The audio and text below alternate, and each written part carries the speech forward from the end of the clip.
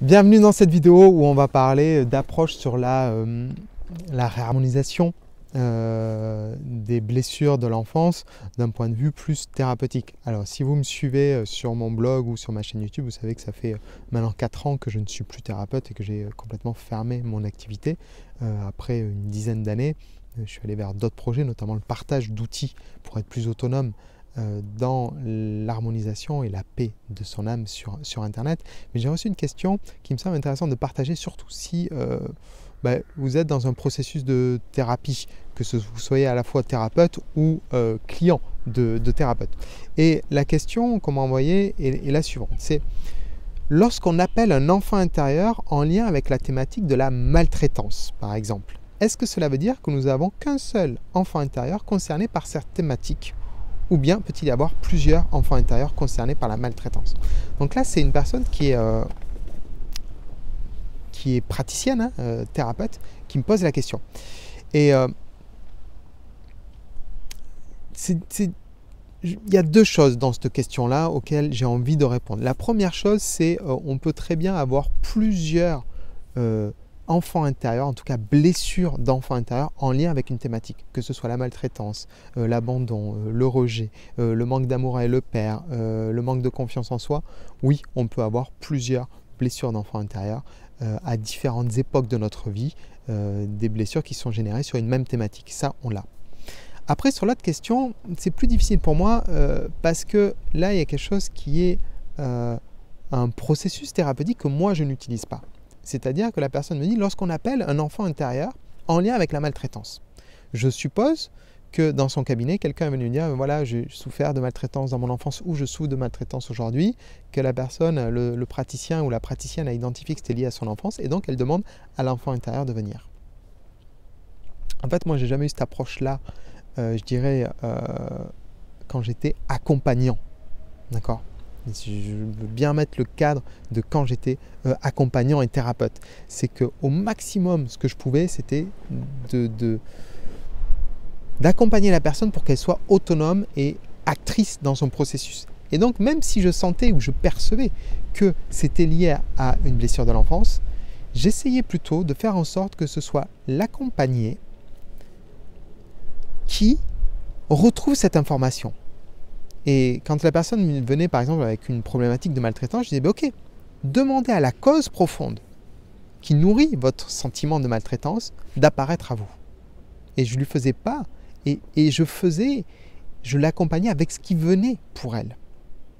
Et s'il y avait 10 images de photos dans son enfance ou d'événements de son enfance qui étaient liés à son enfance qui venaient, où elle recevait des coups, des injures, ou qu'elle vivait de la maltraitance, j'agissais avec ça. S'il y en avait un qui apparaissait, c'était avec ça. S'il y avait un symbole ou une musique qui apparaissait, alors je partais de là. C'était mon bout de ficelle pour accompagner la personne avec ce qu'elle recevait. J'avais cette stratégie pour aller à son rythme à elle. Et pas me positionner comme un sauveur en disant, ok, vous avez tel problème, je sais d'où vient le problème, c'est votre enfance, on fait venir les enfants et on fait les libérations. Ça, c'est une approche que je vais plutôt partager dans une approche d'auto-guérison, où on n'est pas accompagnant. Et donc un certain nombre d'outils, notamment si ça vous intéresse, dans ma formation sur la libération des blessures de l'enfance, de l'enfant intérieur. Vous pouvez d'ailleurs télécharger le PDF en dessous de cette vidéo qui est complètement gratuit pour connaître toutes les étapes. On va sur cette démarche-là, c'est-à-dire qu'on demande à nos enfants intérieurs d'apparaître et de venir.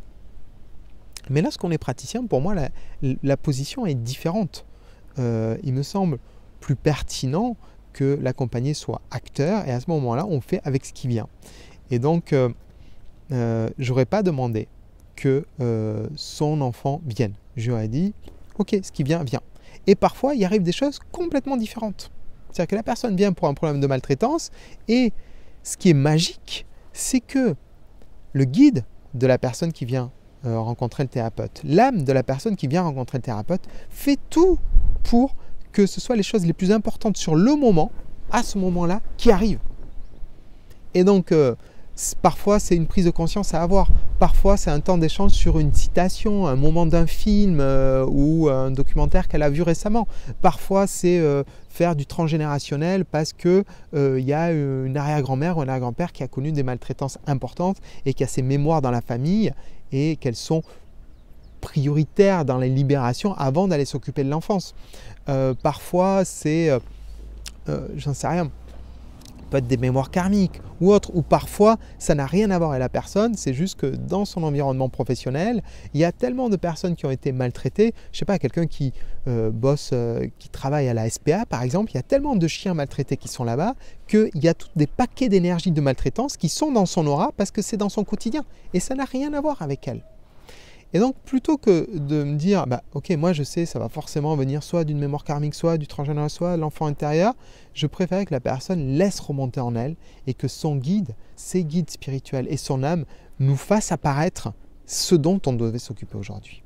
Voilà ce que je voulais dire par rapport à cette question-là. Donc, j'espère que ça vous éclairera, vous inspirera dans vos approches thérapeutiques. Et puis moi, je vous dis à bientôt pour une prochaine vidéo. Si vous avez aimé la vidéo, n'hésitez pas à la partager, à la liker et merci de prendre soin de votre lumière. À bientôt. Bye bye.